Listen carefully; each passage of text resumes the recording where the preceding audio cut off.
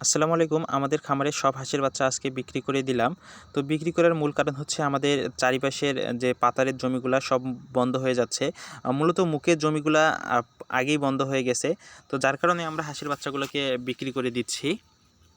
তো আমরা কিন্তু এগুলো জিরো বাচ্চা নিয়ে এসেছিলাম। জিরো বাচ্চা থেকে বড় করে আজকে বাচ্চাগুলোর বয়স হচ্ছে ৮০ দিন।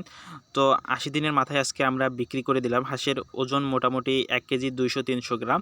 তো হাঁস নিতে আসছে সুজন চাচ্চু। তো সুজন চাচুকে আমরা প্রতিনিয়তই হাঁস দিয়ে থাকি, কারণ ওনার একটা দোকান রয়েছে পার্বতীপুরে, উনি ওইখানে বিক্রি করে। তো আমরা হাঁসগুলো দিচ্ছি। তো আমরা এক হাত করে হাঁস গণান দিচ্ছি। তো প্রথমে এক হাত নিয়ে আসলো এবং খাঁচা আমি খুলে দিতে বলতেছে। তো যার কারণে প্রথমেই আমি খাঁচাটা খুলে দিলাম। তো এখানে এক হাত দিচ্ছে, এক হাত মানে কিন্তু পাঁচটা, প্রতি হাতে পাঁচটা করে আসবে। যেহেতু এগুলো আমাদের গন্তি হাঁস রয়েছে, তো তারপরে ওনারা একটু গণান দিয়ে নিচ্ছে। তো এই যে হাঁস ধরা হচ্ছে, সুজন চাচু হাঁস ধরতেছে। আজকে কিন্তু আমরা সব হাঁসের বাচ্চাগুলোকে একসঙ্গে বিক্রি করে দেবো। বাচ্চা বলতে এগুলো তো বড়ই হয়ে গেছে, ১ কেজি ২০০-৩০০ গ্রাম করে ওজন। তো প্রথমে ১২০টা হাঁস নিয়ে যাবে চাচ্চু, কারণ একটা ভ্যান আছে এবং বাকি ভ্যান আসে নাই।